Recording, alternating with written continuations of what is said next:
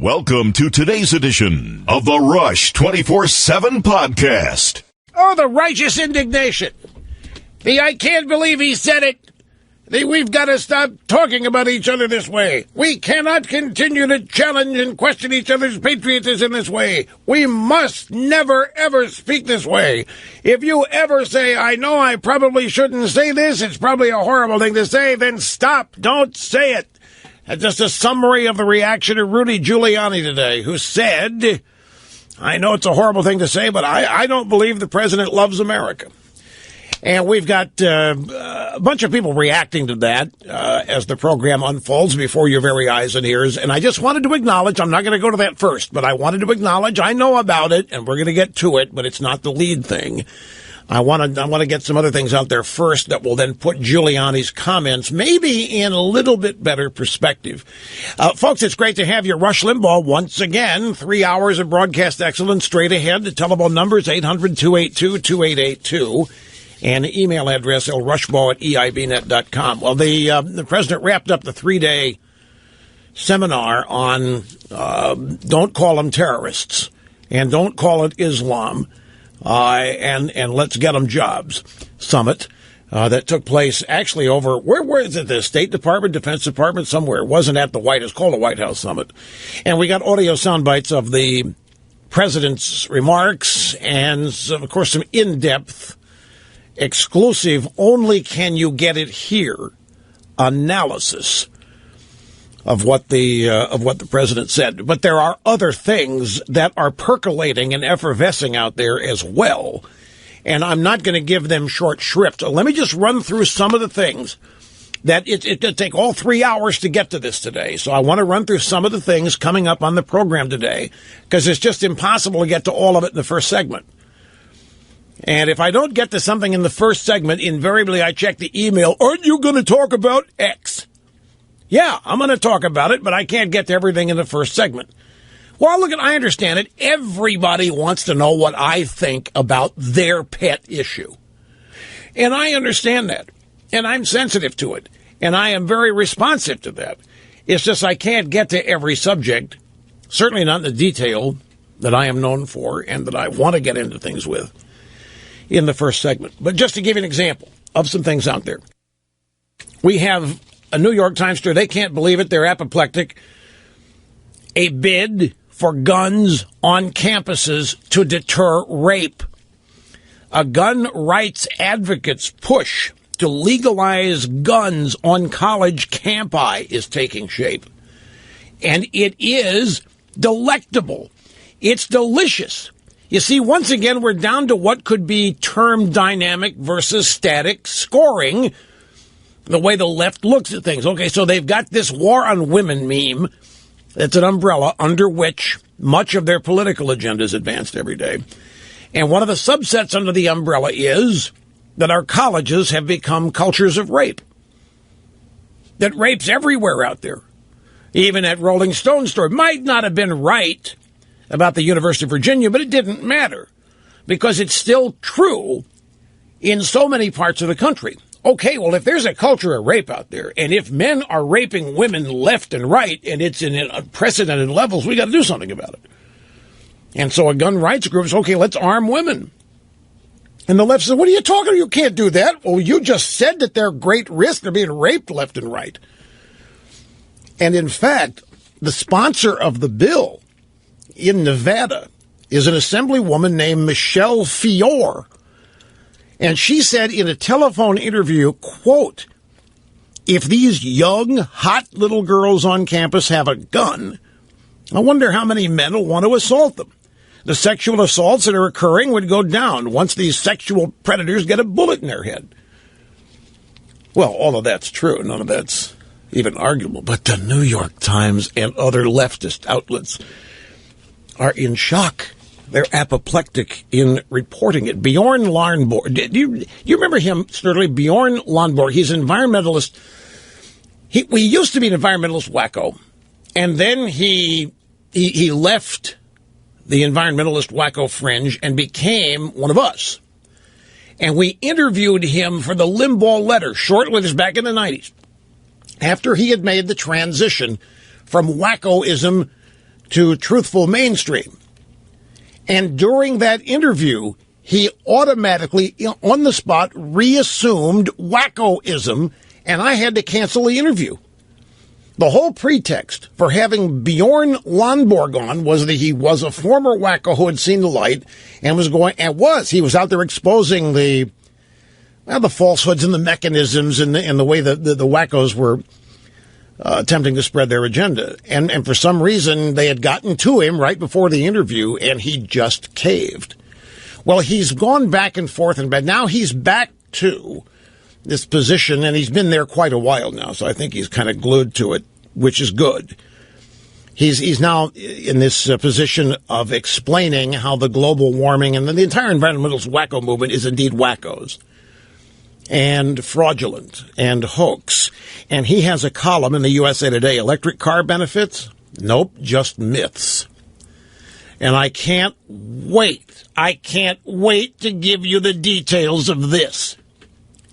Because, the electric car, it's one of the left's favorite projects to save the planet and signify modernity and an advanced, forward, progressive kind of thinking. And here comes a former environmentalist wacko exposing the whole project as nothing but a series of myths.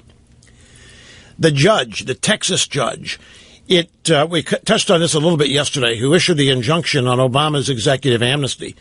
It looks more and more like, and knock on Formica here. Well, this is granite, actually. Formica, my rear is granite. But it looks like it's going to be really difficult for the regime to get this reversed. It looks like this judge pulled a really brilliant maneuver, and so it's going to be left to Obama to just ignore him and go ahead and implement executive amnesty anyway. And then there's the story about how ICE is losing track of illegal immigrants in the country. Just losing, we don't even know who they are, sort of like we can't keep track of the Americans who are joining ISIS overseas.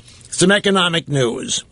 That is not true either. The economy is roaring back. We've got a great recovery happening out there. Man, it's unprecedented, except one thing. Wages are falling. That's in the news story. And they're a little bit perplexed. The economy, it's so great, man. It's coming back. It's roaring back to life. It's really growing up. But wages are falling. And they say, just give the wages time to catch up. No.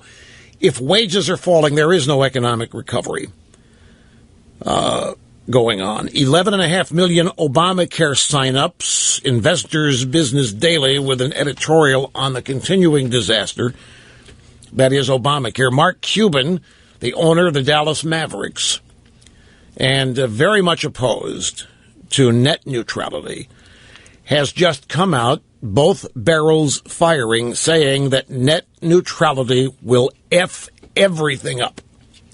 And it will. It puts the government in charge of the internet. I'm amazed. I read my little tech blogs, and all of these little tech bloggers who hate the NSA, they despise the NSA. They think the NSA is spying on them and reading everything that they write. But, man, when Obama comes along and his FCC comes along and wants to totally control the internet, these little tech bloggers are all for it because you know why? They think what the government's going to do is penalize Comcast and AT&T and T-Mobile and the other providers because they think the other providers screw them by overcharging them and not giving them fast enough speeds. So they're all for the government coming in and punishing corporate interests that provide access to the internet under the guise of net neutrality. But on the other hand, here's a government that they hate spying on them. It just goes to show that the inconsistency and the dichotomy of these young people. On the one hand, good government, great. On the other hand, good government, we can't trust it. They're spying on us left. It's the same government.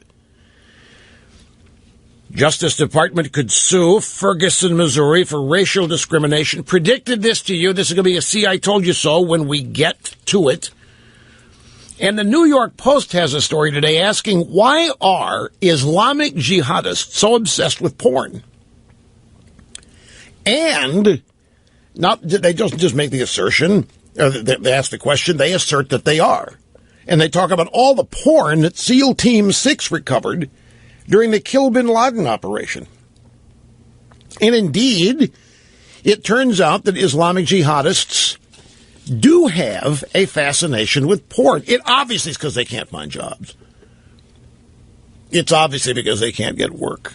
And this is something else that we need to tackle, along with finding them jobs. And by the way, we know from this summit that Obama in his speech today, we now know that Marie Harf, whether she believes it or not, was ordered to go out and say 2 days in a row that we can't win the war militarily, that we can't kill our way out of the war. We're going to have to find them jobs.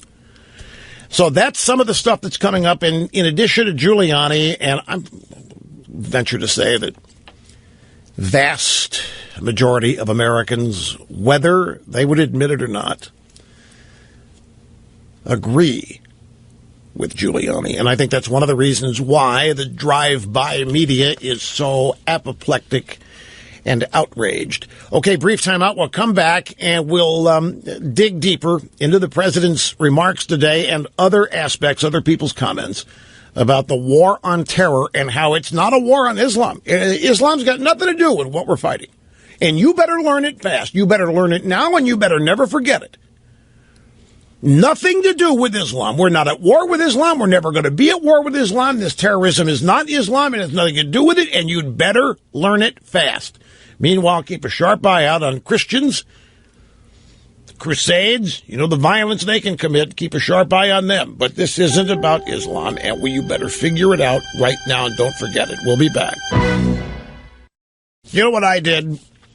I went and checked the unemployment rate in Nazi Germany during World War II. You know what I found? I found that the Nazis had plenty of jobs.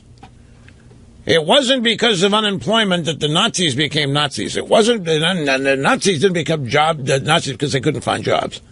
There were jobs all over the place. But yet Obama tells us and Marie Harf tells us that the terrorists have become terrorists because there's no jobs. We have destroyed their economy. They have destroyed their economy. They have not built up an economy. We have not helped them build an economy. We've not done this. We've not done that. And I also want you, as we go through these sound bites, I want you to listen for a word. You'll hear Obama use it frequently, grievance. And it was L. Rushbo, last week or the week before. I spent a lot of time in one of my famous monologues explaining liberalism to people. I had a caller ask a specific question, and my answer involved the fact that liberals think that everybody in this country, other than conservative Republicans, has a grievance, a legitimate grievance. Hispanics have a grievance. African Americans have a grievance. There's a whole grievance industry, and I sought to explain it, and you will hear Obama use that word in these sound bites. So I checked the unemployment during Nazi Germany, and it was nothing to spend. It was a heavy industrialized country. It wasn't the explanation for why so many people became Nazis. By the same token, trying to remember here, during the Cold War, ladies and gentlemen, when we were fighting Soviet communism, did anybody say that we weren't really fighting communism? We were just fighting people who had perverted the concept of communism? Now, you might think this is a facetious question. Now, the answer is, yeah, there were people on the left in this country who stood up for the concept of communism, and they still do. And the way they do is basically to say, when you accuse communism of having failed every time it's been tried, their retort is, well, not yet. We still haven't tried it with the right people. Obama was to be the right people. And it wasn't communism, it was socialism. But it's never worked. Anywhere in the world, it has never worked. It has never fulfilled its promise. Now, it may work for the leadership. Socialism, communism is great for the Politburo. It's great for people in the leadership of the state, but in terms of average, ordinary citizens in the state, it's an abject failure. It's never worked. And a point that I made yesterday, I want to reiterate. We basically have been in this country on the march towards socialism in a concentrated fashion since the early 60s, LBJ, the Great Society, and the War on Poverty. Now, I know you could predate it. You go back to FDR if you wanted to, but I chose 1964 because it's a year that's recent enough that most everybody, whether they were alive then or not, can relate to it at least. It's close enough. It's not ancient history to a lot of people. And my point is, we've had maybe 12 years, maybe definitely only 8, arguably 12 years, where we put the brakes on this march towards socialism. The 2 terms of Reagan, we put the brakes on. We've never really had the chance to fully stop the march towards socialism and then take the country in the other way. We got as close as we've ever come in our lifetimes to the 2 terms of Reagan. And in some sense, with tax rates, and so we did make an actual positive move toward conservatism. But my point with all this is, since 1964, let's just say 8 years, all but 8 years, we have been on this march towards socialism. And the last 6 years, we've been on steroids. And my question is, where's all the happiness? Where's all the satisfaction? Not only is there not happiness, there isn't a general content even. You don't even find a contentment. Everybody's miserable, especially people on the left. They're miserable, they're angry, they're unhappy, and yet we've been heading in the direction they want to go since 1964, all but for 8 years. And they were angry during those 8 years, too. My point is, socialism promises this utopia. It promises equality and fairness and justice and all of these other things.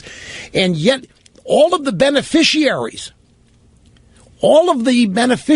of socialism, they're the angriest. They're the most unhappy. The people government is paying special attention to, the victims of this unfair, unjust, and immoral country.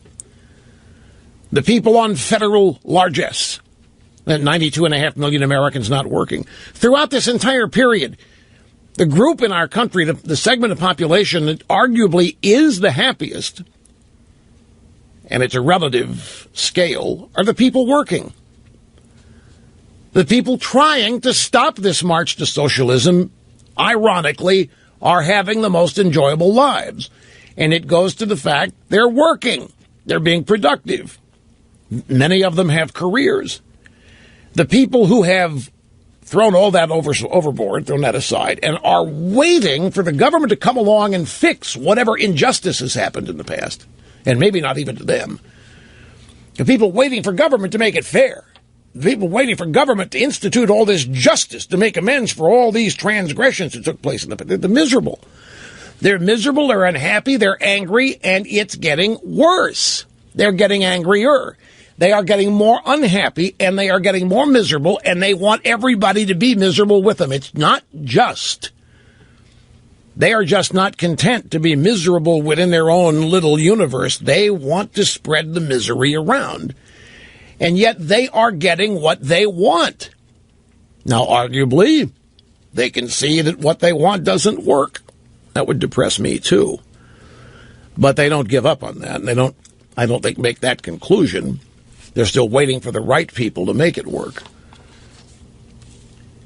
So we have all of these people with all of these grievances, and Obama was going to fix it. And now we've got this foreign policy totally out of control. People are scared and angry and upset. And we'll let you hear how Obama is consoling them when we get back. Just one more quick note before we start with the audio soundbite reviews of Obama's speech today at the State Department on the White House Summit on countering violent extremism. But don't anybody say Islam, and don't anybody say Muslim, because that's got nothing to do with what we're talking about. Just so everybody understands, that's the name of the seminar. Now, Rudy Giuliani's walking back his comments just a bit. Giuliani originally said, I don't believe, and I know this is a horrible thing to say, but I don't believe that the president loves America. He doesn't love you. He doesn't love me. He wasn't brought up the way you were brought up, and I was brought up through love of this country. Now, Rudy's dialed that back just a little bit. On Fox and Friends today, he said he wanted to make it clear he's not questioning whether Obama's a patriot. He thinks he is.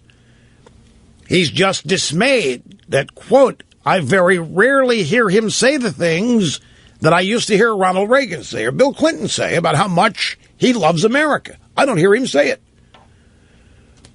So he's dialed it back a little bit. Doesn't matter. We still have the audio soundbite reaction to that. That's coming up. Just wanted to let you know. Here we go.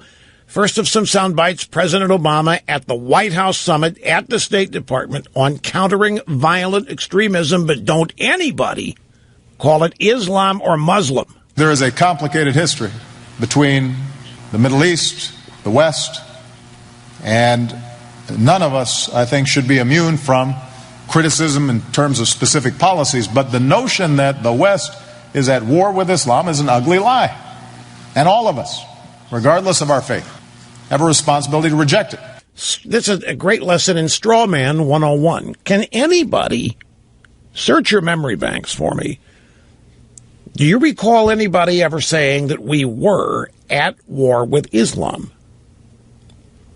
Is the war on terror a war on Islam? Have you ever heard anybody say that? I've never heard anybody say it. I never heard anybody say it in the Bush administration. In fact, the official position of the U.S. government, even during Bush and into Clinton, they went overboard not to even call it terrorism. And ever since 9/11 happened, there has been a palpable fear at the highest levels of our government in identifying Islam with what happened on 9/11. I've never understood the fear.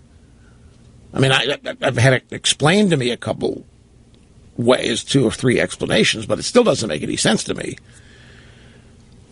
We get creamed with the World Trade Center, and we act okay. Well, we're not. We're we afraid they're going to do it again? Are we afraid if we don't respond verbally in an honest way that they may not do it again?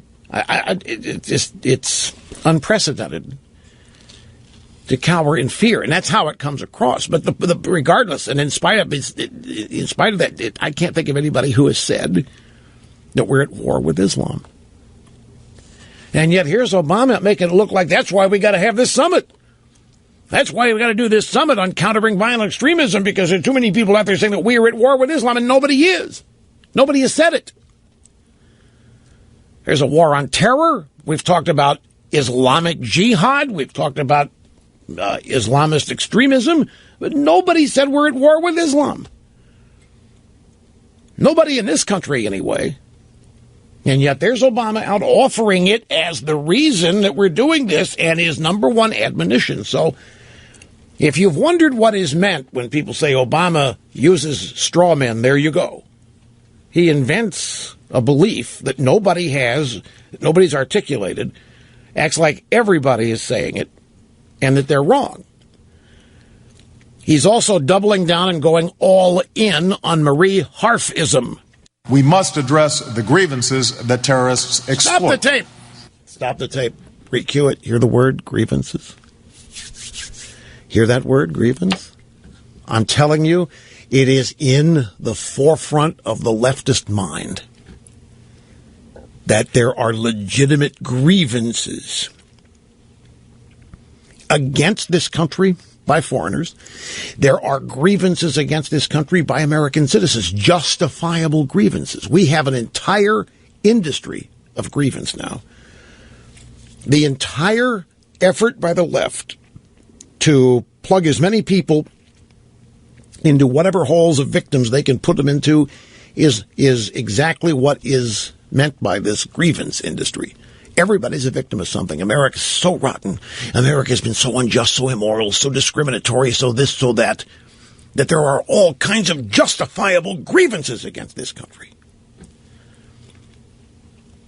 This is the kind of thing Rudy's actually talking about when he says, you know, that's not the president loves America. What he really means is, I've never heard a president criticize our own country anywhere near like Obama does. That's what I think he means anyway. Okay, here's the full bite again, and just notice the number of times you hear the word grievance in all of these sound bites. We must address the grievances that terrorists exploit, including economic grievances.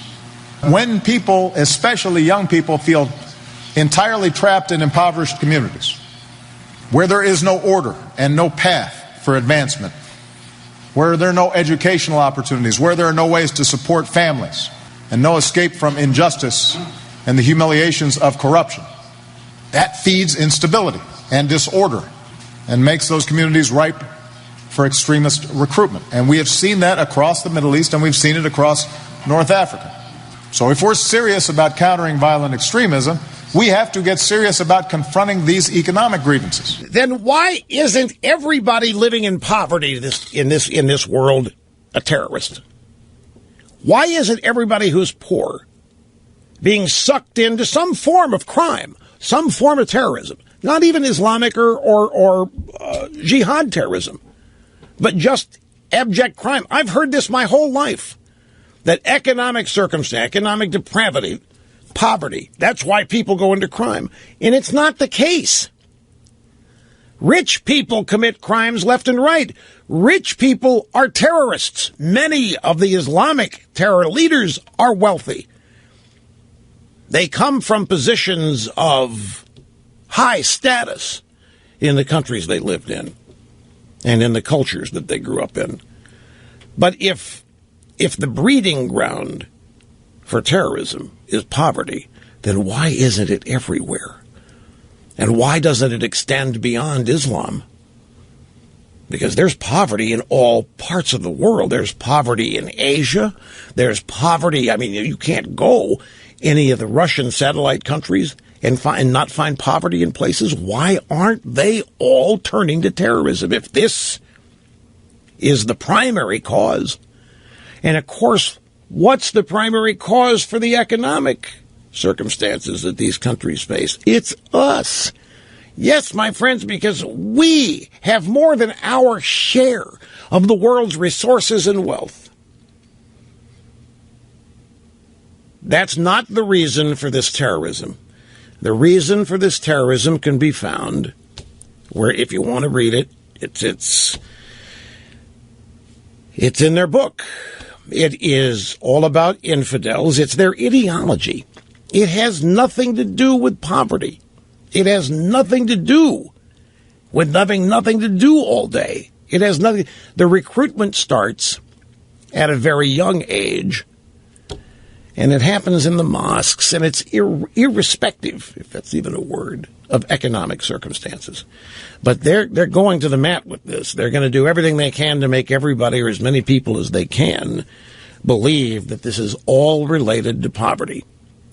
And the reason is that there's another, I think, clandestine, if you will, reason for this. Because this requires a solution, does it not? I mean, if poverty, if being poor, if the lack of jobs is leading to all of this horrible terrorism, then what must be the solution? Why, jobs and an uplifted economy. Well, who's got the money for that? Guess what? The United States. Guess what this creates as an opportunity for people. It must be our responsibility. And who are they acting, they're committing acts of terror against? Us. Actually, Muslims, other Muslims are the targets as well. But nevertheless, this is another disguised effort presenting an opportunity for these people via the UN or whoever to once again come and knock on our doors and fleece us. We have a responsibility to pay up. We have a responsibility to establish economies where we have created poverty, where we have created a lack of economic opportunity. It's our responsibility, and that's how this will stop. And this further grows the U.S. government, further shrinks the American economy, which is one of the ultimate objectives of Obama and the modern-day Democrat Party anyway. So it's a twofer. Quick time out. We got more when we come back. President Obama wrote an op-ed for the Los Angeles Times. It was published a couple of days ago, and it was entitled Our Fight Against Violent Extremism. And let me just give you some pull quotes from this. And once again, you will hear the whole belief system, his philosophy on grievance. He goes so far as to say that the grievances that these terrorists have almost explains and justifies what they're doing. And therefore, it's up to us, it's up to governments to address these grievances. Now, you might find that's crazy. No, it's not. It's very consistent. Any group in this country, any leftist group that's unhappy or angry and has a grievance, they're rewarded. Their grievance is taken seriously. The people with whom they have the grievance are usually targeted and punished somehow, at least labeled as racists or bigots, or they discriminate or something. My point is, this whole grievance industry is a tactical, strategic effort on the part of the left to silence any opposition as they make their march leftward.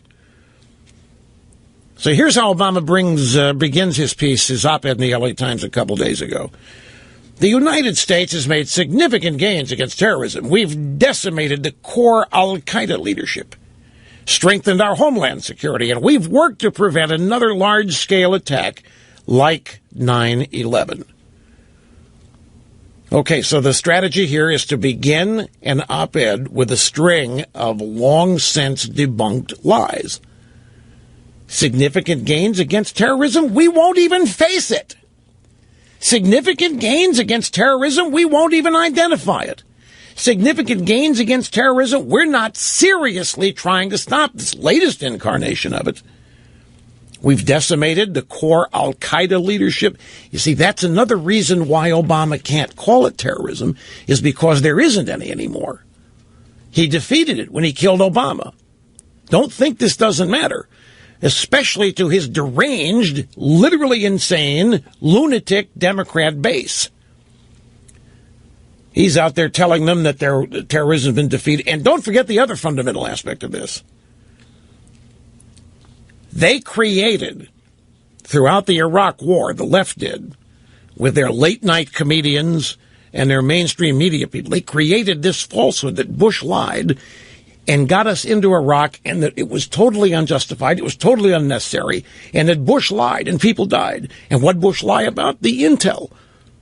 Saddam never had any weapons. Saddam was never a problem. Everybody knew Bush lied. Never mind that Clinton produced the same intel in 1998, and the same Democrats running around saying Bush lied are the same Democrats that were going to give Bill Clinton a blank check to go in and stop Saddam. And Clinton needed this distraction, because that was the time of Monica Lewinsky. But the point is, we have not decimated the core al-Qaeda leadership. ISIS is an offshoot. But because Obama's base thinks there was never any justification for going to Iraq because Bush lied, Obama's base also believes that there was never any real justification for such a massive war on terror. The late-night comics and mainstream journalists succeeded in convincing a number of Americans that the whole war on terror was vastly overstated, vastly overrated, vastly unnecessary. Iraq shouldn't even have happened. So Obama's kind of caught. Since he's vanquished terrorism and he's vanquished al-Qaeda, he has to continue to say that he got rid of it all and that it was never that big a deal anyway because Bush lied. In the face of this challenge, writes Obama, because the threats evolved, he says, even though we've vanquished it, even though we've really decimated them, at the same time the threat, Obama says, of terrorism has evolved. And in the face of this challenge, we must stand united internationally and here at home. We know that military force alone cannot solve this problem. See? There's no debate. We know. Everybody agrees. We can't stop these people militarily. Nor can we simply take out terrorists who kill innocent civilians. Yeah, we can't even do that. We can't take out people killing innocent people. Our hands are tied, folks. We can't do anything. And we also have to confront the violent extremists who may not directly engage in terrorist acts themselves, but who radicalize, recruit, and incite others to do so. Groups like Al-Qaeda and ISIL promote a twisted interpretation of religion that's rejected by the overwhelming majority of the world's Muslims. Not according to the polls, it isn't.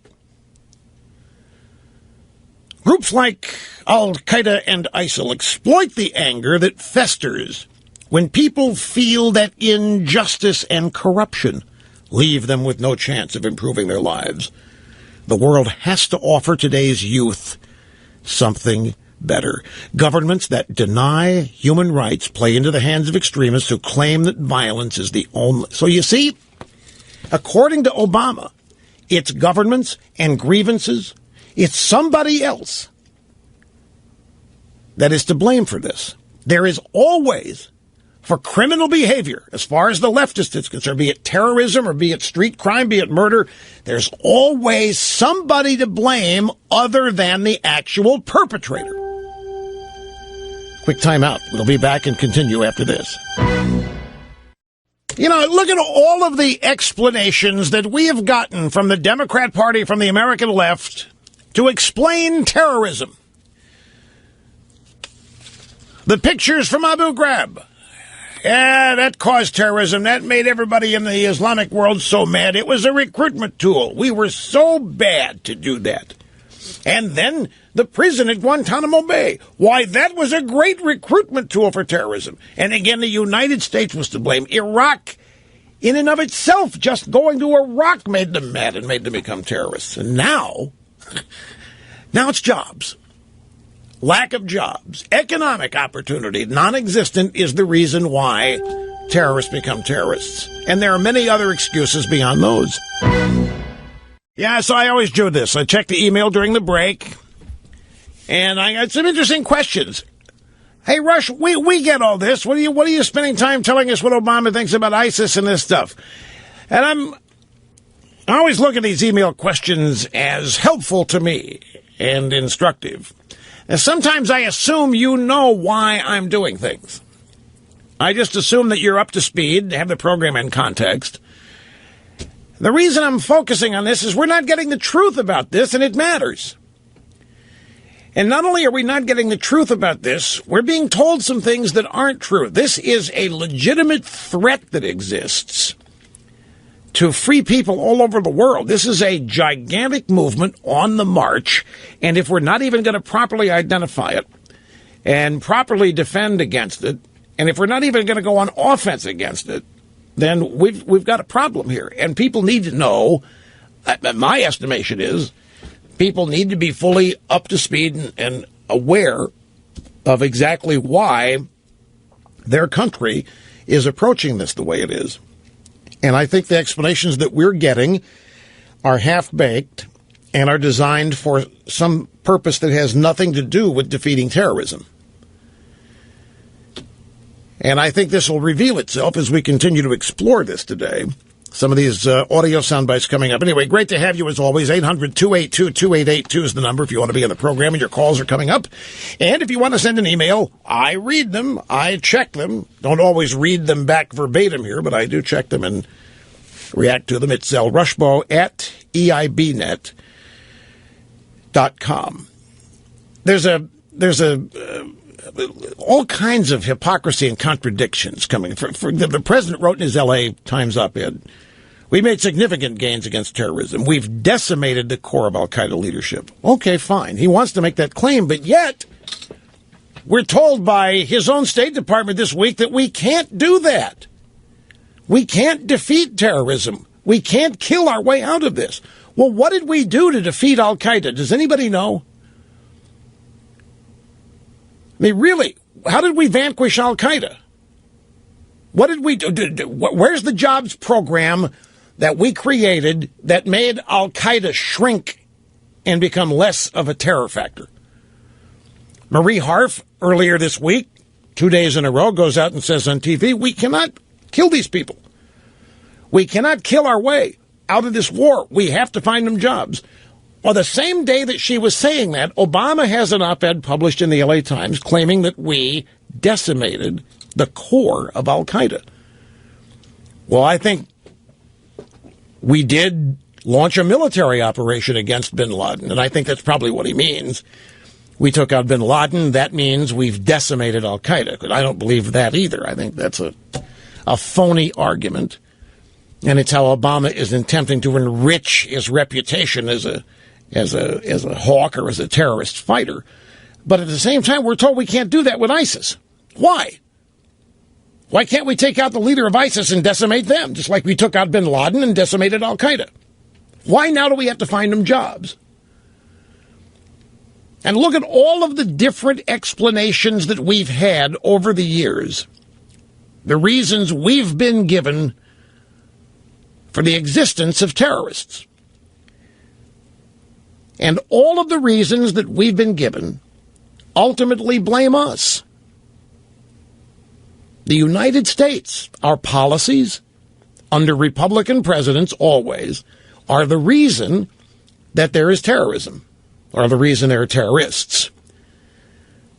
The war on terror, that was a recruitment. After 9/11, if we would have sought negotiation, if we would have sought rapprochement, if we would have sought peace, then we wouldn't have any of this going on. They sent us a warning signal, and we should have recognized the grievances that led to 9/11. Instead, what did we do? We launched an unnecessary war in Iraq. And we insulted everybody by saying it was a war on terror. And everybody knows al-Qaeda had nothing to do with Iraq, although they did, but everybody knows that they didn't. And so it was spread that Bush lied, Iraq was unnecessary, the war on terror was never as big as it actually was, and that's why Obama has to downplay it. So Iraq was a recruitment tool. And then while we were in Iraq, we had the Abu Ghraib episode with the prison and the pictures, and that made them mad, and that recruited terrorists. And then we opened the prison in Guantanamo Bay, Club Gitmo. And then we found out we were flushing Korans down the toilet, which we weren't. And we found out we were committing other atrocities against these brave freedom fighters in our prison in Guantanamo Bay, which we weren't. That was said to be a big recruiting tool. All of this happening during a Republican administration. All of this ultimately is aimed at wiping out the Democrat Party opposition. That's what this is about. This is not about fighting terror. This is nothing more than Obama's domestic program of eliminating all opposition to the Democrat Party. That's what all of this really is. It's not about fighting terror. All of it is discrediting as much as he can get away with. And with the assistance of the media, conservatism, and the Republican Party. Look at all these excuses for why there are terrorists. We went to Iraq. Bush lied. Unnecessary. Then, after Bush lied and sent us to Iraq, then we opened Guantanamo Bay, and we imprisoned a bunch of people we had no business in prison. We renditioned them, and we tortured. Oh, my God.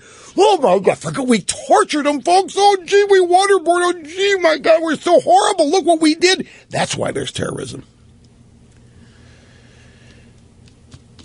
And now, after all of that, now we're finding out they're terrorists because they don't have jobs. They don't have an economy to speak of. So look at all of the reasons over the years we've been given to explain why there is terrorism, and not once from the mouths of anybody in the Democrat Party are there terrorists because there are evil people.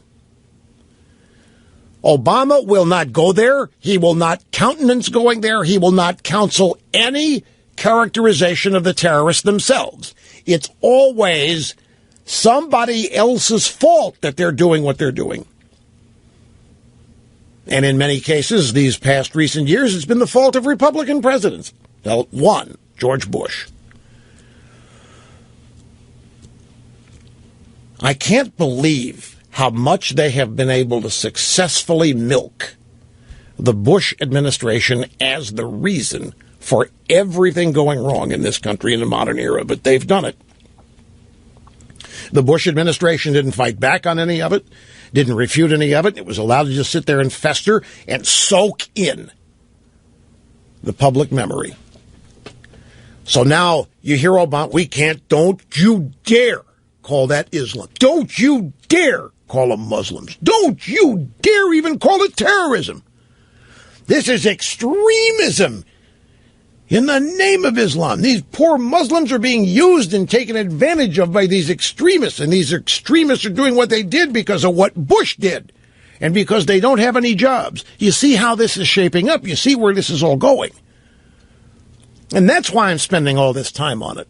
I want people to understand what is really going on here with a summit on violent extremism. A White House summit on violent extremism at the State Department is not about that. You listen carefully to what Obama is saying, and it all boils down to all of this is happening because he hadn't been on the scene sooner. It's all happening because of mistakes made during the Bush administration. It's all happening because the United States did this, that, or whatever wrong. Meanwhile, it's gotten worse under his administration. It's gotten worse. It's become more widespread. It's become even more violent. It's become even more gruesome. It has become even more vicious, and it's become more widespread during his administration while he's trying to convince everybody he's fixing it. He's solving it. He understands it. Don't you dare mischaracterize it. Don't you dare mischaracterize our dear friend terrorists. It's not their fault. They have grievances. They have justifiable reasons. Some of this is very subtle, but it feeds an established meme or narrative, if you will, that it's the Republican Party when they run the country that causes all of this evil to happen, causes all of these horrible things to happen. Because the Republican Party is judgmental, and it's not understanding, and it's not compassionate, it doesn't try to help people, blah, blah, blah, blah, blah. That's why I'm spending all this time trying to put this in proper context. I want to take you back to this program, January 7th. Over a month ago. This grievance industry, which has at its root the United States has misbehaved since its founding. The United States has had a much bigger footprint all over the world than we ever deserved to have. We've run her over the world, trampling everybody and everything. We've stolen, we have appropriated, and that's why we're a superpower, and it's illegitimate, and it's unjustified. So this stuff, plus our relationship with Israel, all of that has combined to create at the highest levels of our leadership this idea that there is some evidence that the United States is responsible for this to an extent. I don't know to what extent, but that we certainly have some guilt about this. That's what the whole grievance industry is about. And clearly ISIS has a grievance with us. Clearly Al-Qaeda does. Clearly militant Islam does. All right, that was setting the table. My earliest attempts at explaining this whole grievance business. And let's continue now with the Obama sound bites. This is from late yesterday afternoon, the Eisenhower Executive Office released during the second day of the White House summit on countering violent, don't call it Islamic, extremism. There's a strain of thought that doesn't embrace ISIL's tactics, doesn't embrace violence, but does buy into the notion that the Muslim world has suffered historic grievances. Sometimes that's accurate. Does buy into the belief that so many of the ills in the Middle East flow from a history of colonialism or conspiracy. Does buy into the idea that Islam is incompatible with modernity or tolerance, or that it's been polluted by Western values. Do you understand that, folks? I don't mean to be insulting when I ask, but this is profound what you just heard here. This is unbelievably profound what you just heard here. There's a strain of thought that does not embrace ISIL's tactics, doesn't embrace violence, but does buy into the notion the Muslim world has suffered grievances, historic. That's accurate sometimes. And it does buy into the belief that so many of the ills in the Middle East flow from a history of colonialism or conspiracy. That's us and the Brits. And it does buy into the idea that Islam is compatible with modernity or tolerance, or that it's been polluted by Western values. He's justifying it. It's exactly my point. He's justifying what they're doing in a way by saying they have a grievance. A legitimate grievance, just like every left-wing group in this country has a legitimate grievance against the United States about something that happened in its past. These people have a grievance against colonialism. They have a grievance against the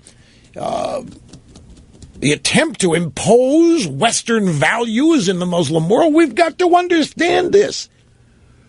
And that's why I'm spending maybe an inordinate amount of time on this, trying to get people to understand Obama is trying. The reason why doing this summit, Obama is desperately trying to convince as many people that these people committing acts of terror, we may not support it, but by God, we better understand it, that they may have an excuse or two.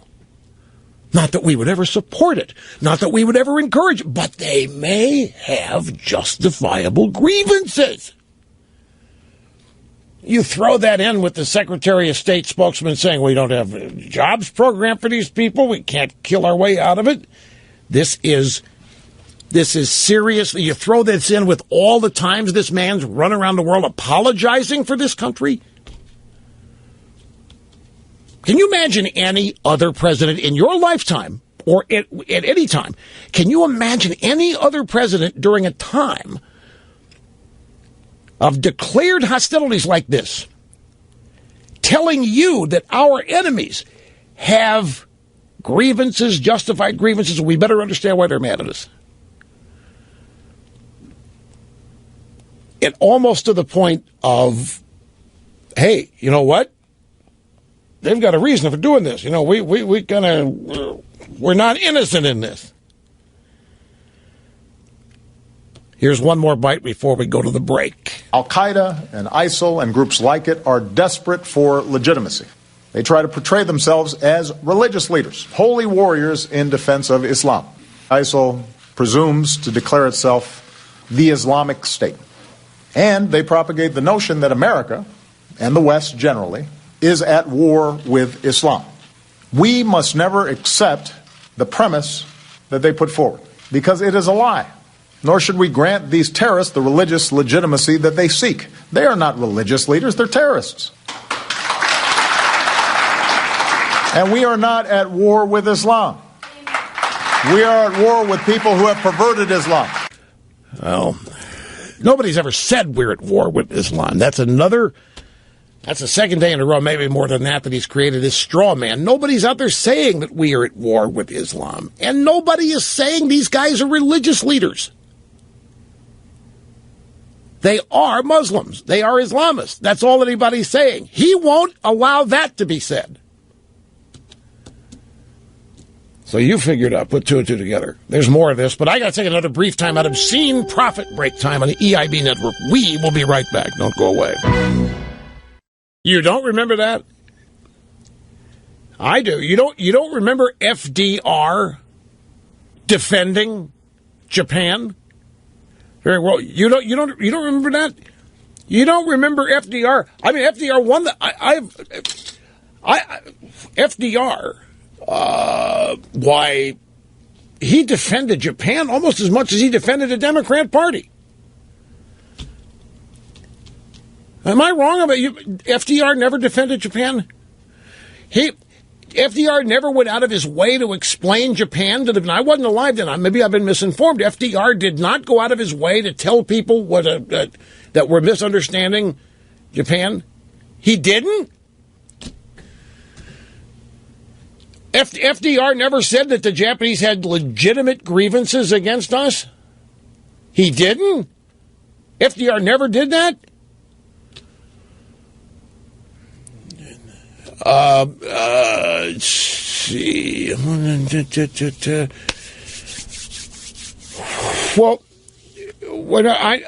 I know George Bush did, but Ted Kennedy, I remember Ted Kennedy, when Reagan became president, Ted Kennedy called the Soviets and said, hey, look, just be patient. We'll try to get rid of this guy after one term. So, but really, FDR was not. I just thought Obama was continuing in the tradition of great Democrat presidents here. One more audio soundbite. This is embarrassing. Well, it ought to be. This is Wolf Blitzer last night, Situation Room on CNN. And he's talking to Peter Bergen, CNN's national security analyst. He's a reporter. And Wolf Blitzer said, okay, how are all these various terrorist groups likely to react to what the President of the United States just said after day 2 of the summit? The same way they've reacted to every American president going back to Bill Clinton. They used to use pictures of Bill Clinton in Afghanistan for target practice. So it's not like the speech is not going to be persuasive to ISIS and AQAP. It will just be met with the typical contempt they show to all American leaders. In other words, they're not going to be scared. They're not going to say to themselves, we better stop this. Is that what you're saying? No. Are you kidding me? Did Wolf Blitzer actually think that's going to be the ISIS reaction? Will the terrorists be scared by this speech? He wanted the reporter to say, yeah. Did you hear that? Because the reporter said, speech is not going to be persuasive to ISIS. It'll just be met with the typical contempt they show to all American leaders. And Wolf Blitzer, kind of disappointed.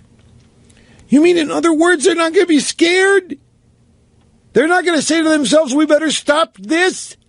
Is that what you're saying? Wolf, why would ISIS...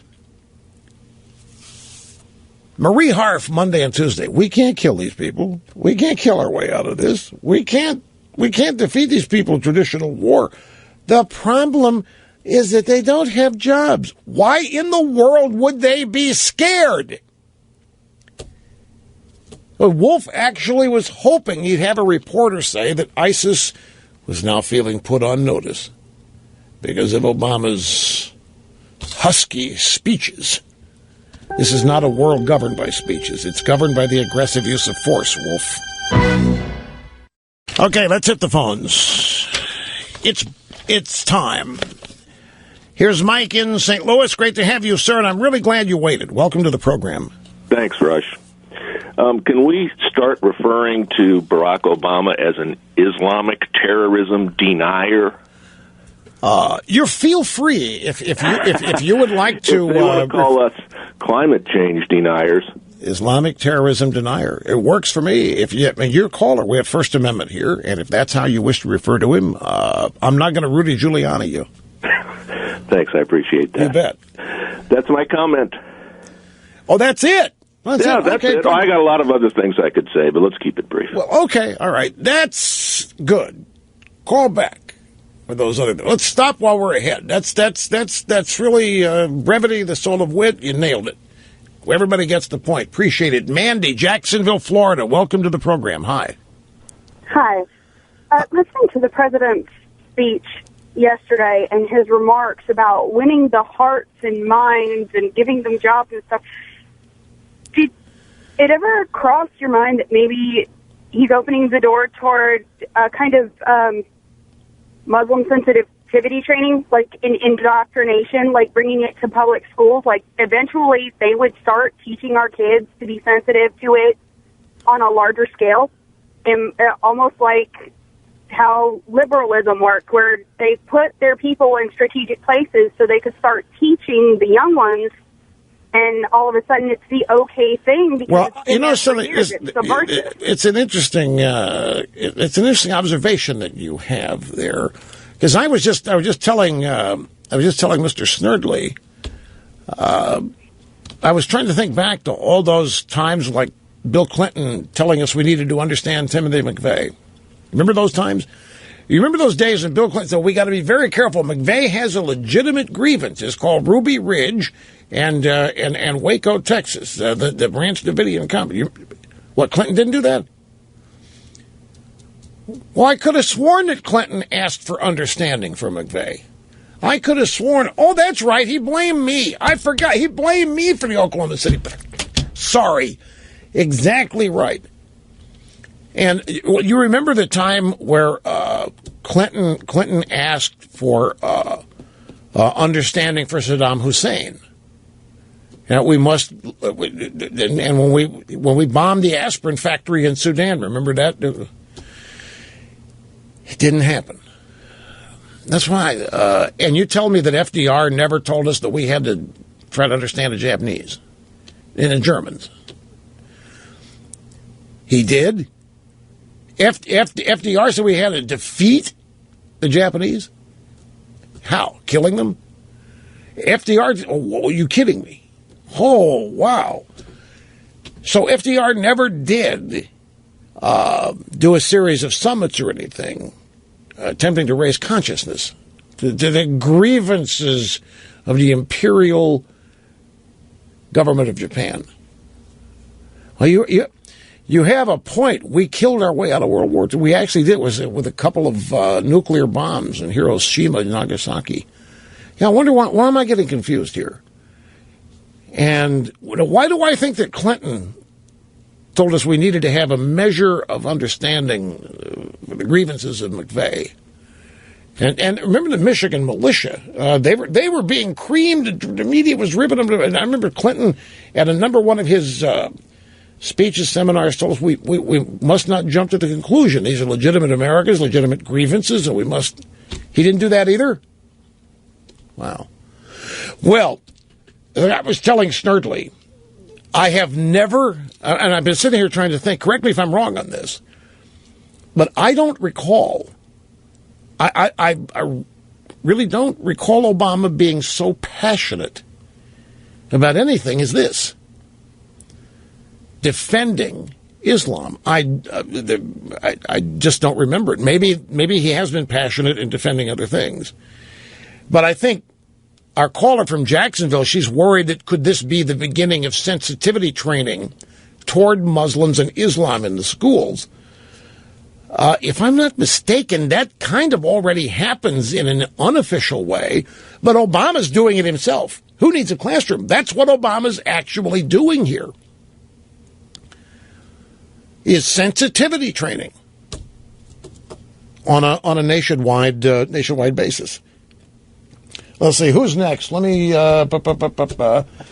Melanie in Williamstown, Kentucky. Great to have you on the EIB network. Targeted, and and also my other point was. Wait a minute. Wait a minute. You need to start the beginning. You thought you were on the air for 5 minutes and you weren't. Islamic religion to terrorism, and the reason he's doing that is because if Islamic religion equals terrorism, then freedom of religion.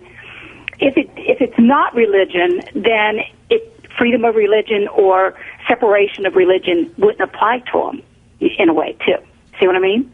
No, because I missed the first 2 minutes of what you said. You've been speaking obviously as though you thought you were on the air when you had Snerdley must have misunderstood Snerdley when he told you he was telling you to hang on and you thought it meant go. Oh. So okay. you've been talking to nobody there. And when I said Melanie, you're up, you were in the middle of a sentence. Yes. I think that his passion is because he is a Muslim. He had a Muslim father, a Muslim stepdad, and what I would call him is an imposter. But what I thought, and I don't know if this came over because I didn't know that I was on, is about the Islam. He kept being reluctant to equate the religion, Islamic religion, to terrorism. And if Islamic religion isn't terrorism, then there's a fine line about freedom of religion and their freedom in America if their religion equals terrorism. Yeah, so I think I understand what you're saying. You think the president's a Muslim, and we'll leave that over there. We have a lot of callers that think that, but aside that, are you trying to make the point that no matter how hard he tries to define it or deny it, whether Islam is a religion of terror or not, that all of the terrorists are Islamic? Is that your point? Well, a lot of the terrorists are Islamic, and it's the religion. That's their religion, and so how is that going to? No, but Obama's saying it isn't. No, Obama's saying it's not the religion. That these people they're perverting the religion. He also mentioned surveillance in his speech yesterday. So, yes, I think that out of this summit, changing the subject, it's going to be that he's coming out of this summit with policies that are pro-Muslim, that are about surveillance, about being racist, about them being targeted. So that's all I wanted to say, that those 2 points that Let me take over here because here's the best I can do with this, folks. Because trying to understand Obama, look at this woman here, as confused as she can be. And if she's not, we are. So wherever you look, there's confusion. And I think a lot of people are confused trying to understand exactly what all this is and what it isn't and what we're not supposed to say, what we're not supposed to think, and what we are supposed to say and think. And I try to stay current for the life of me. I try to learn everything as best I can so that I can do one of the things that I do best, make the complex understandable. But for the life of me, I do not know what strategic patience means, for example. And that is a name recently given to our foreign policy. I don't know, and I'm being dead straight honest here, I don't know where this president thinks the fight is. I don't know what the president is thinking beyond arguing with straw men at war with Islam. Nobody is saying, and nobody ever has said, we are at war with Islam. Everybody has bent over backwards not to say that, and yet he's acting as though it's said constantly by everybody. What confuses me is we're told that Islam is not a religion of violence and terror, it's a religion of peace, and yet the terrorism that is happening in the world today is happening in honor of or in association with, and according to the people committing the acts of violence, a specific religion. And so when that is said, when that conclusion is drawn, here comes Obama saying, not so fast. Remember the Crusades? Not so fast. Remember the Jews? Not so fast. Remember the Hindus? Not so. So there's a moral equivalence here that the president is hell-bent on making sure everybody understands. But I don't know who in this country ever said we are at war with Islam. But I think, this is classic. This is the reason people like David Brooks and others in the conservative media complex think that Obama's brilliant. He's just, because he speaks like an intellectual, he speaks like they do. And he's articulate and he pauses at the right time to make you think he's in deep, deep thought and never says anything that isn't carefully considered. And that's the mark of a brilliant intellectual. Well, I'm sorry, but I think it's incoherent. He talks about jobs. He talks about poverty. He talks about extremists. And while all that's going on, he doesn't talk about Jews being murdered in Europe. He is not talking about Christians being beheaded in droves in Egypt. He doesn't talk about others being beheaded in Syria. He does not talk about people being burned alive in Iraq. He snubs the Prime Minister of Israel's speech, and yet lectures us to be tolerant of all faiths, and yet let Benjamin Netanyahu come to the United States to speak to a joint session of Congress and gets a cold shoulder from Obama. The president says that Muslims in the United States feel targeted, and so far there's no evidence of that. But he says not a word how Jews and Christians must feel as news floods in of Jews and Christians shot, beheaded, and burned alive. And Muslims are targeted, but not in the United States. They're targeted elsewhere by other Muslims, but not in this country. They're being targeted by fellow Muslims overseas. And in the midst of all this incoherence and reluctance to talk about certain people and the gruesome ends they are encountering, he wants us to look for root causes of barbarity towards Muslims. But he refuses to admit what it is. He tells us to look for root causes and then denies the root causes that are right in front of everybody's faces and makes them up. Lack of jobs, poverty, all of these things easily dispelled, easily refuted. And while all this is going on, the president has opened America's borders, giving American jobs to illegal immigrants. And now he wants to find jobs for radical Islamists. Where did he learn all of this? But far from being brilliantly, intellectually conceived and executed, this is incoherence. And how in the world can you have a summit where you focus on ending violent extremism and not talk about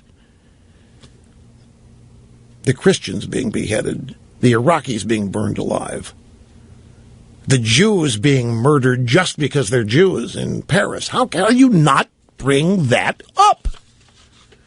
Obama tells the world not just one faith has been responsible, that Christians have blood on their hands, and he thinks the Israeli Jews have blood on their hands.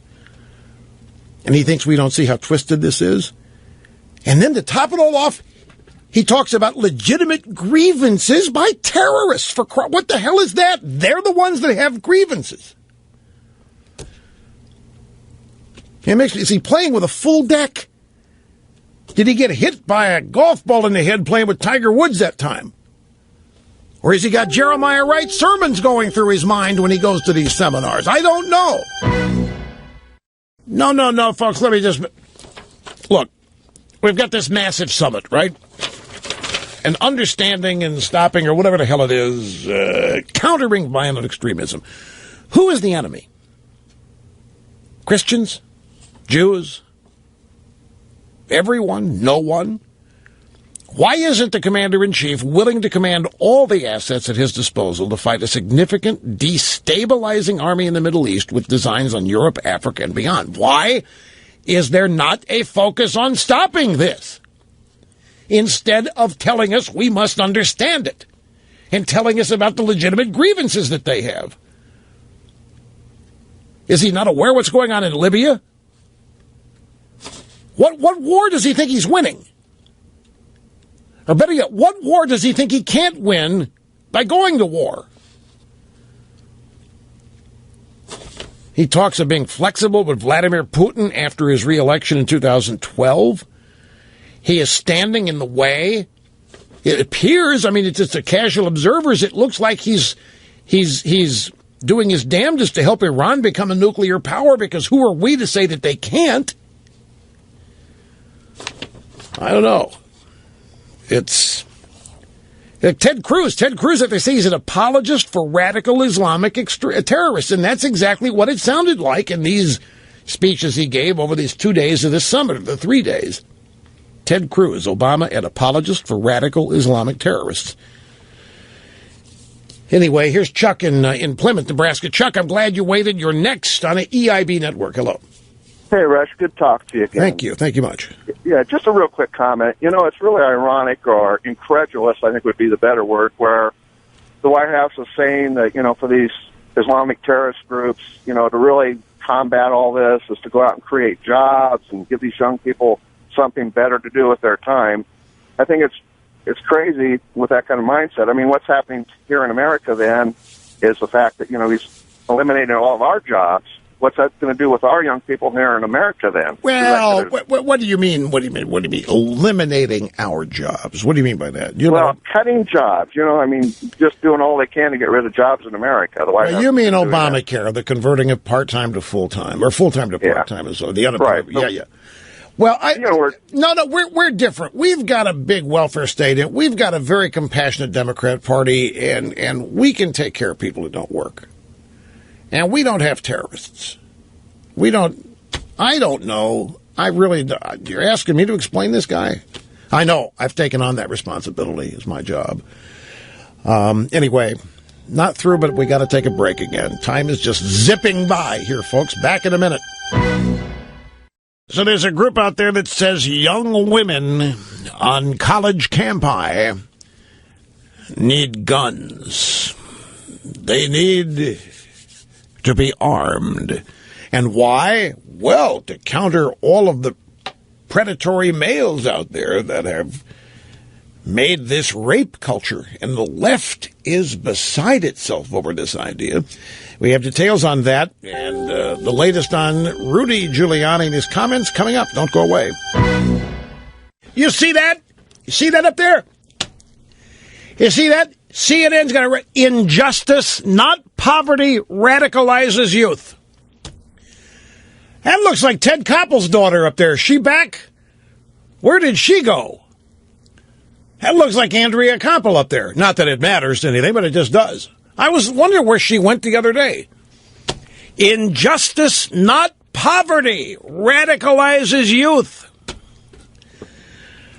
So somebody at CNN's disagreeing with Marie Harf and Obama. But what's an injustice, not poverty? I mean, isn't poverty an injustice in and of itself? But you see how everybody's stretching themselves here? And the pretzels that they're trying to get themselves into, all these different shapes, just to avoid saying that terrorists are evil? What is it about the left and the inability they have to assign responsibility to those who are responsible for what they do? What is it about the left that must blame majorities for every act undertaken by a minority? Now, in this case, Islam is not a minority. It's a huge group of people. But still, doesn't matter if it's street crime in Ferguson, Missouri, doesn't matter where it is, it's never the fault of the criminal. It's always the fault of the system. To the left, it's always the fault of the culture. So in this case, it's injustice, not poverty, that is radicalizing young youth all over the world. I have a question. And it might be a horrible thing to say. Isn't that what Rudy said? That's what everybody started paying attention. It might be a horrible thing to say. But, no, seriously. I mean, just taking Obama at his word here, and Marie Harf and the others at their word.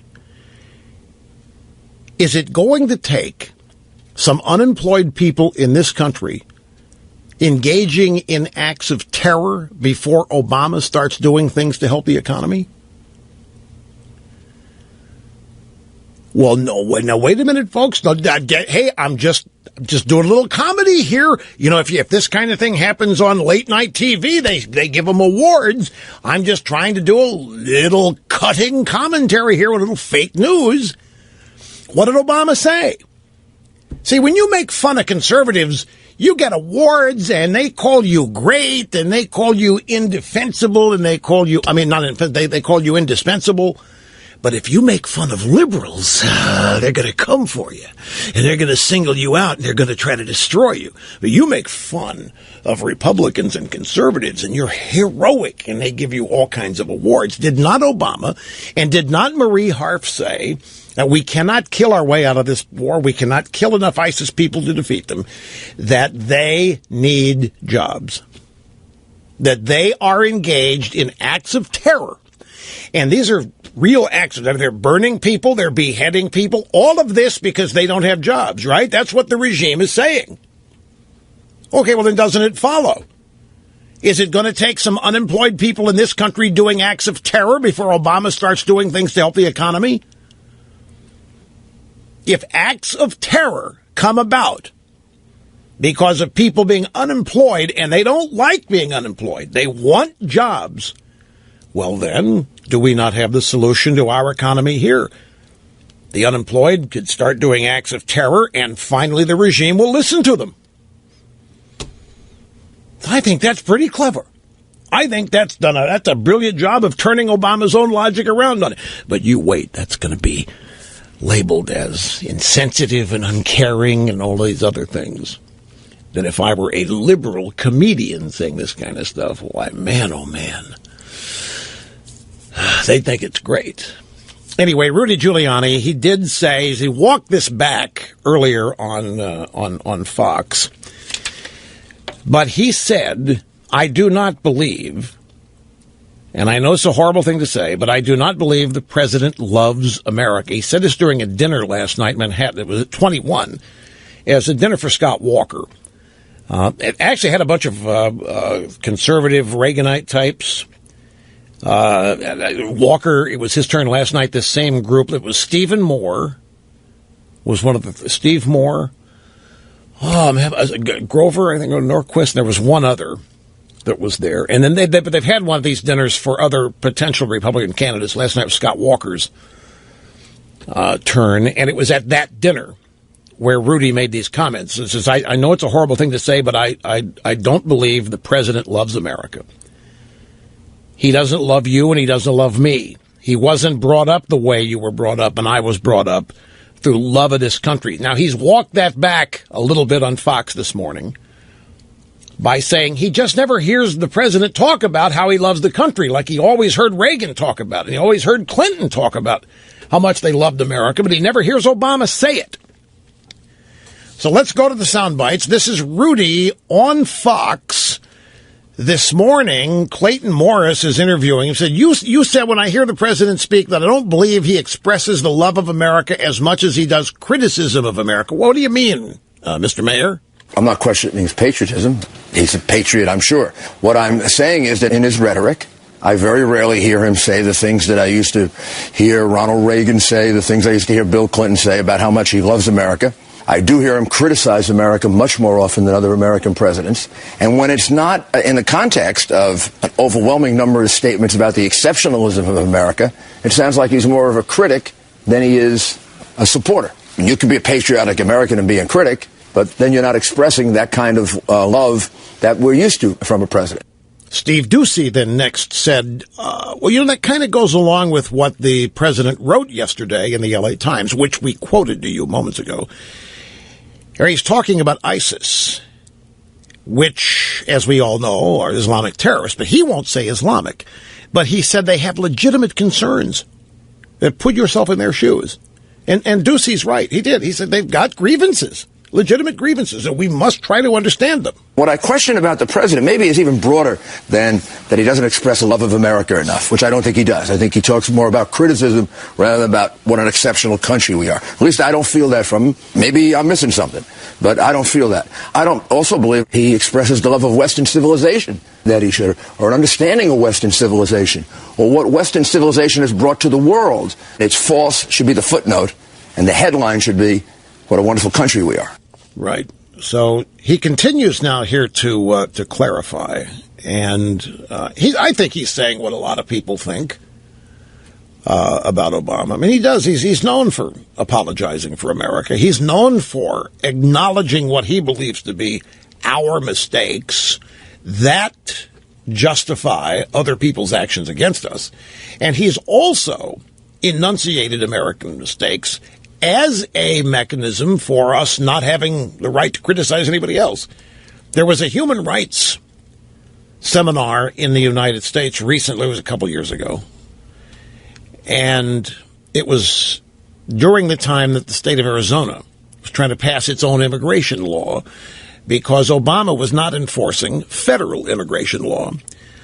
So Arizona passed its own law, and some State Department guy stood up, and he actually said to a Chi-Com diplomat, look, it's kind of tough for me to come here and criticize you, the Chi-Coms, for your human rights violations when we have our own human rights violations problems ourselves. And he was talking about Arizona's immigration law. So the point is that Obama cites, and his regime cites America's faults as an excuse for not citing the faults of other nations. And it's this behavior on Obama's part that makes people think he's got a chip on his shoulder about this. And I don't think there's any doubt about that. It's the way he was raised. So anyway, this dinner last night was in honor of Scott Walker. What it is, I wish I could remember the third host. Steve Moore, who's formerly Wall Street Journal and formerly Club for Growth. He's a Reaganite. It's Art Laffer. It was Art Laffer and Grover Norquist and Steve Moore. They were the three hosts, but there were a lot of Reaganite-type conservatives there. It was at 21, and Scott Walker was invited to come in, and there was a roundtable discussion, and I'm sure that he underwent some sort of a quasi-interview process, as a lot of other Republican candidates will at the same dinner. And Rudy was one of the attendees, and Rudy, I think, actually spoke So Scott Walker was on CNBC this morning on their program Squawk Box. Becky Quick said you were at this dinner last night where Rudy spoke, and you were sitting just a few chairs away when he said that he didn't believe the president loves America. He wasn't brought up the way you and I were brought up. What did you think of what Mayor Giuliani said? The mayor can speak for himself. I'm not going to comment on what the president thinks or not. He can speak for himself. I'll tell you, I love America, and I think there are plenty of people, Democrat, Republican, Independent, everywhere in between, who love this country. I think we should talk about ways that we love this country and that we feel passionately about America, whether it's about making sure everyone can succeed and live the American dream. Did you agree with those comments? Were you offended by those comments? What was your reaction when you heard them? I'm in New York. I'm used to people saying things. In New York, I'm used to people saying. Okay, that's Scott Walker. Now let's move to 21. Here is Ted Cruz. And he was on with Megyn Kelly last night. She said, you know what the president's argument is on this, which is there's no reason to admit that we're in a holy war because that gives the terrorists what they want. And he's worried about alienating those Muslim countries right now are willing to stand up and fight ISIS, like Jordan. So does it undermine our global effort of the coalition he's trying to build to pit the world against Islam, even the radical form of Islam? What undermines the global effort is for the President of the United States to be an apologist for radical Islamic terrorists, to analogize it to the Crusades from 700 years ago. President al-Sisi in Cairo gave a speech that was courageous when he called out the radical Islamic terrorists. And President al-Sisi is a Muslim. And he said, we Muslims need to stand up together against these radical terrorists who are perverting our faith and turning it into a mandate for murder. Why don't we see the President of the United States demonstrating that same courage just to speak the truth about the face of evil we're facing right now? And that's Ted Cruz last night with Megyn Kelly on Fox. A brief commercial timeout here, my friends. Back to your phone calls after this. Don't go away. Rush Limbaugh meeting and surpassing all audience expectations. Every day, this is Alyssa in Raleigh, North Carolina. Great to have you on the program. Welcome. Hi, Rush. I'm so excited to get a chance to talk to you today. Thank you. I'm actually a Rush baby, so I'm a lifelong student of the Limbaugh Institute for Advanced Conservative Study. But the main reason I'm calling today is I believe I have the real reason that liberals like Marie Harf want to spread jobs and capitalism to ISIS. Back when I was in college a couple years ago, I had a professor who was my sociology professor. Whoa. Okay. Capitalism? Yes, capitalism. Marie Harf wants to spread capitalism to... You can spread, in a liberal mind, you can spread jobs without capitalism. True. So you think she wants to spread capitalism to ISIS? Yes. Okay. The reason I think this is because my sociology professor, who actually was a communist, she told us that the real reason that communism has never been a successful form of government in the world is because it first must grow out of a capitalist society. And that's the whole reason that it actually hasn't worked. And so by spreading capitalism or jobs to ISIS, people like Marie Harf would be creating a fertile ground for what they would see as a chance for a true socialist society to rise up in the future. Okay, so I want to retrace this. Sure. Step by step. You had an admitted communist professorette. And what was it? Was it sociology, did you say? Yes, sir. It was sociology 101. Right, and she said that the reason that communism hasn't worked is because it must spring from capitalism. Yes, basically we have to overthrow a capitalist society in order for true communism to actually work, and that's the reason. Did she mean that you can't start from ground zero and build a communist society? You have to first build a capitalist society where there's wealth and where there's income and where there is prosperity, and then the communists take it over and equalize it and make it fair. Exactly. Okay. Of course, no one else in the class agreed with her point, but... Well, how many other communists were there in the class? No one took her side, so I. Well, that doesn't necessarily mean it doesn't. I mean, you got plenty of communists who eschew capitalism at any cost. I can imagine you have some communist students in there. What university? What school? It was a technical college. I had actually gone back for the second time to get my veterinary technician degree. So. Oh, technical college. Yeah. You had an admitted communist in a technical veterinary college. See, they're everywhere, folks. You can't stop. But my point is, I can imagine you could have students, by definition, are going to be young people, and I imagine many of them. What are you, capitalism? The hell with that. We're going to go communism right out of the bat. We're not going to mess with capitalism, and they might have thought she was all wet because of that. But her point was, it's interesting if this is what she means. She must have been admitting that capitalism or communism by itself cannot create anything worth taking over. It cannot create wealth. It cannot create a burgeoning and growing economy. It cannot create jobs. Somebody else has to do that. Then the communists go in and take it over on the basis that the end result of capitalism is inequity, unfairness, inequality, racism, sexism, bigotry, homophobia. And then the communists go in and promise to equalize all of that and get rid of all the injustice. And that was her point, right? Right. Yeah, that was her point. Well, then that would explain the ongoing effort to communize the United States. I mean, we are having the essence of capitalism in the world. And they have done it in Hong Kong. The Chi-Coms, I don't know to whatever extent. I mean, your professor may be onto something more than people might realize. And well, I mean, that was the whole basis. Well, she was telling you the reason it hasn't worked yet is precisely because of that. Right. Right, and that was, Saul Alinsky's argument, too. He was trying to create, a communist society out of the United States. Right. So what better platform to do it, unfortunately. Well, and the way they go about it, I mean, here's capitalism, and it creates differences. I mean, everybody, by definition, some people are going to do better than others because some people care more, some people are smarter, some people have more talent doing things, some people are more ambitious.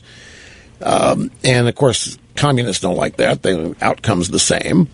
So the inequality and the unfairness and, of course, the requisite racism, sexism, bigotry, homophobia would mean communists can come over and appeal to the youth of the capitalist society on the basis of how unjust all this unfairness and inequality is and promise to fix it and create the utopia. And in the process, you destroy capitalism, proving, therefore, that communism is superior. That's probably her thought process. But it didn't rope you in. You now think that that's what Marie Harp is thinking, that before they can socialize or communize ISIS, they have to make them a capitalist economy.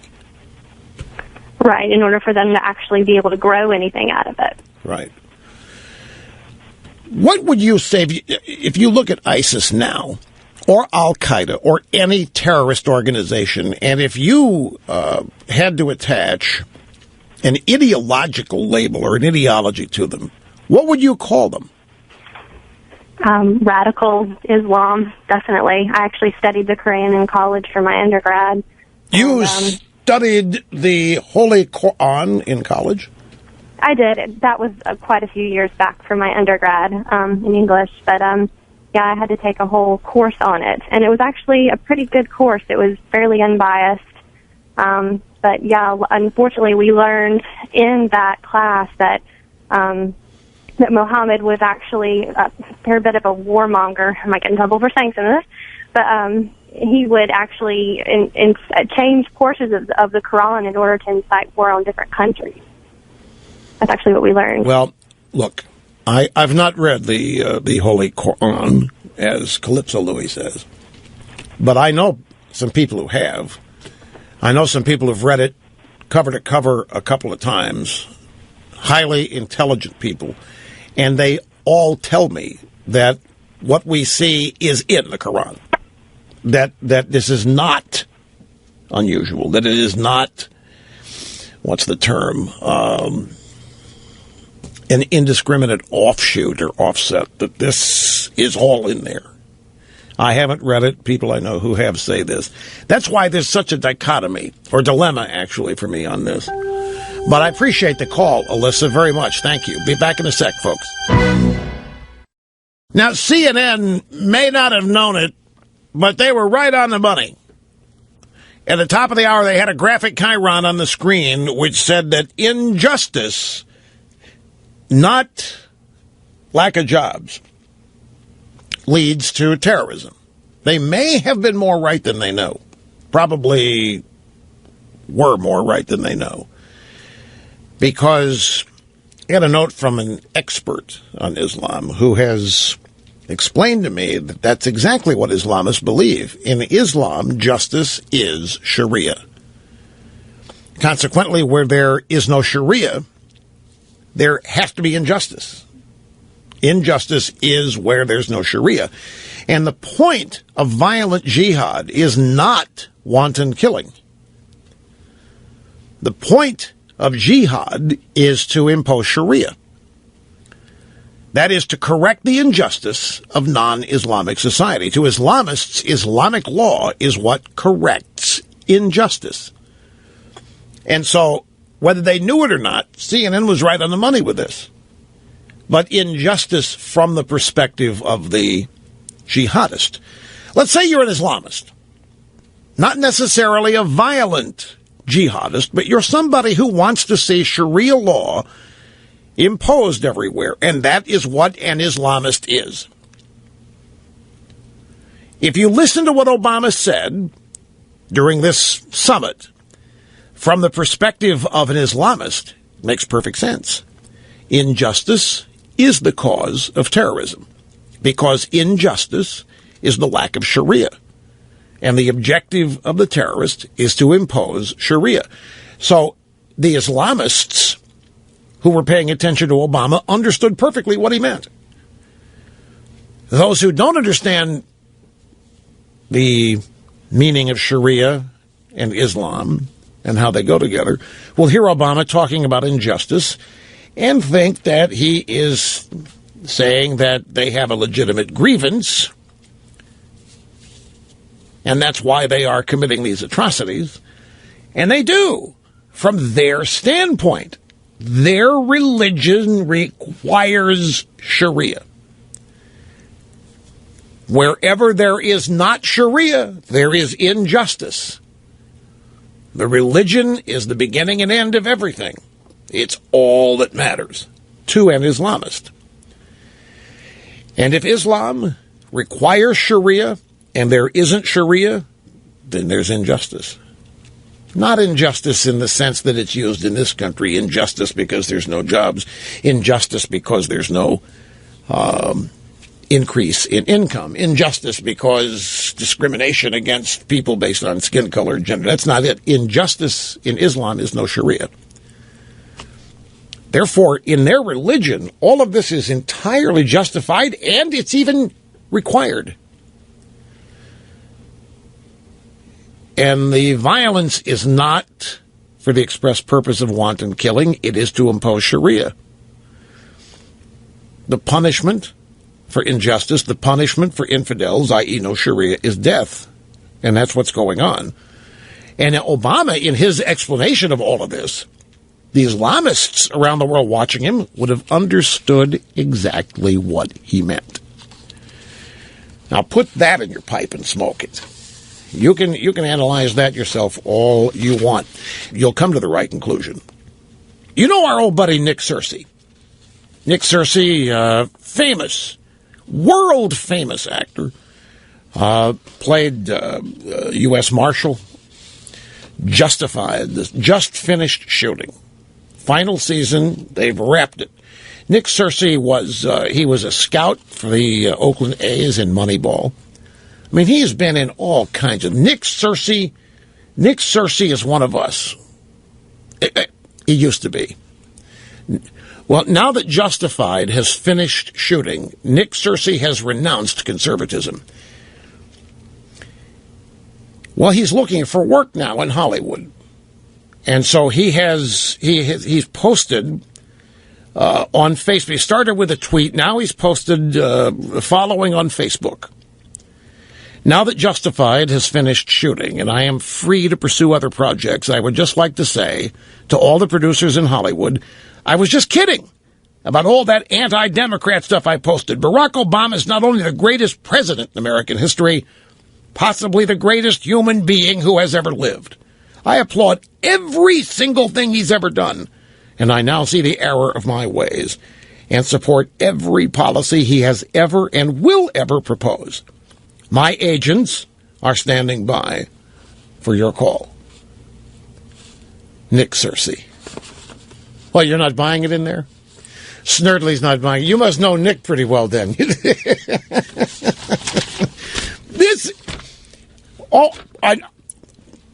I know he's fearless, and he's got his own. He does have a Twitter ID. And he's fearless there. But this is classically funny. I mean, this is just in their face. You know, Nick sent me some of his cigars over there. I got them last week. Autographed box of Nick Searcy cigars and a couple of. Yeah, he's got his own line of cigars over there. It's its own band and label on the things too. Yeah, it's great. Anyway, here's Josh in Urbana, Ohio. Josh, I'm glad that you waited. It's great to have you on the EIB network. Hi. How are you doing, Rush? Just fine, sir. Thank you.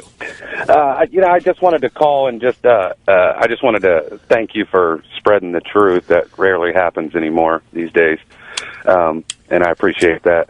But I also wanted to just call and share me and my family's experience with your book, The Brave Pilgrims. And basically what we do, and it's so hard with work and school and sports to find time to just sit down and get some family time. And a good way we found is we just each night, each one of us read a chapter out loud, and we all listen to it. And we actually just finished the book last night. And my 12-year-old son, he read the last chapter, and it was a great book. And I just wanted to thank you for writing those. And that is awesome. How many people in the family participate in this round-robin reading project? Well, I have 3 children, but my oldest son is a U.S. Army soldier, so he's not home right now. But me and my wife and my youngest son, Nathaniel, he's 12, and Cheyenne, my daughter, she's 14. So the 4 of you read to each other. This is exactly, look, Josh, this is exactly what we envisioned would happen with these books. We envisioned parents and maybe grandparents actually reading either the books to the kids or with them.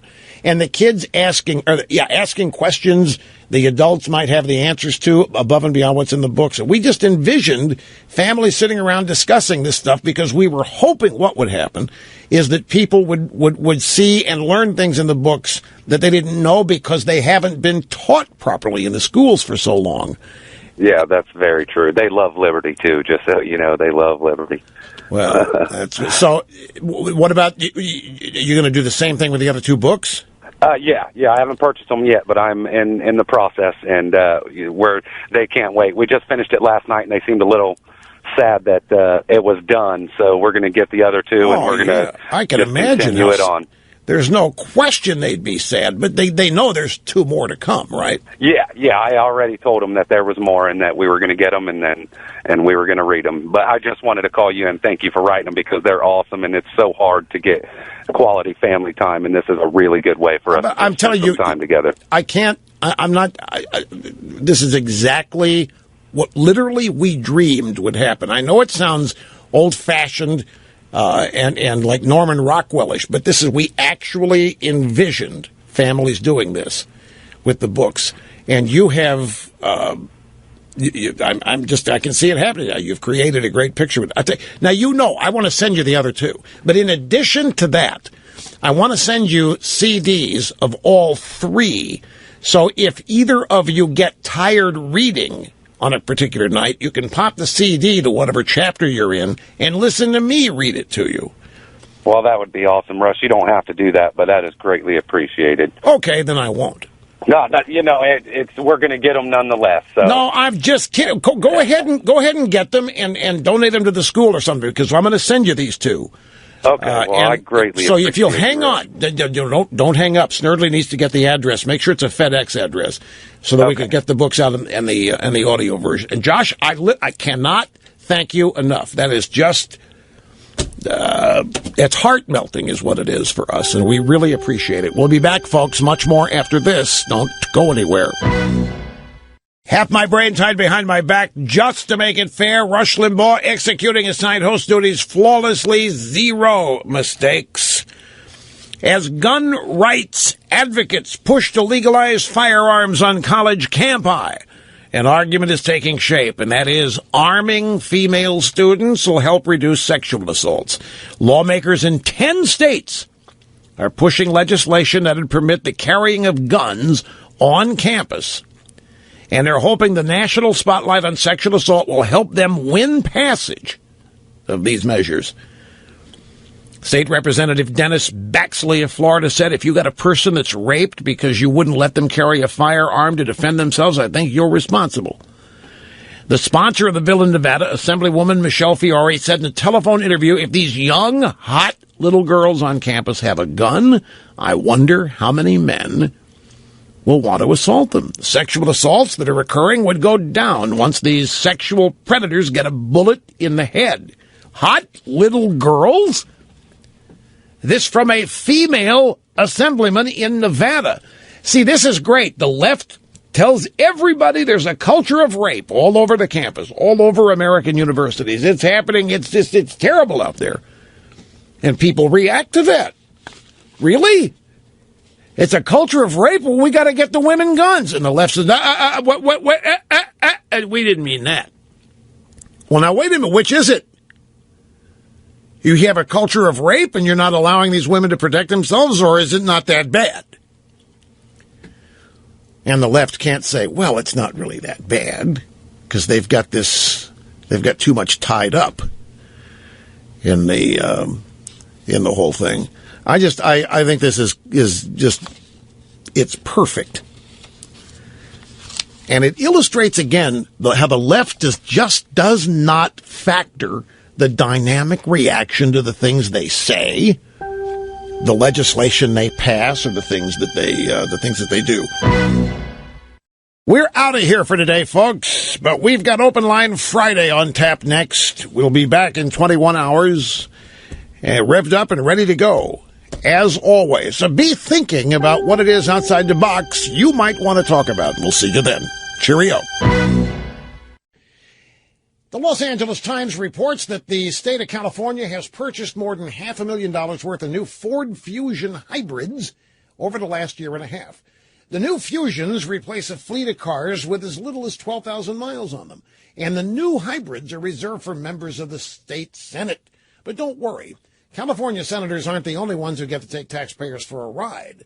The state assembly has their own fleet of cars. Sadly, some of those cars are a little bit older. Nonetheless, controversies erupted over the new car buys.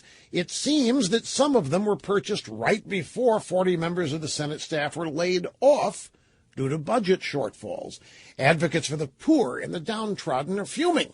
They point out many Californians are still suffering under a bad economy, and families are struggling financially, and they don't have new cars. But there's a valid reason elected officials got the new ones. Brian Ferguson, spokesman for the Department of General Services, says replacing cars with little mileage with newer hybrids is part of the continuing effort to green the state's vehicle fleet. Still, I love the reporting from the LA Times claiming it's the state that bought the cars. It's not. It's the Democrat Party-run government that's ignoring the poor while granting themselves new green hybrid cars. Of course, Democrats screwing over the poor, whom they claim to represent, that's not really news, is it? Besides, they've got the best of intentions, don't they? Saving the planet?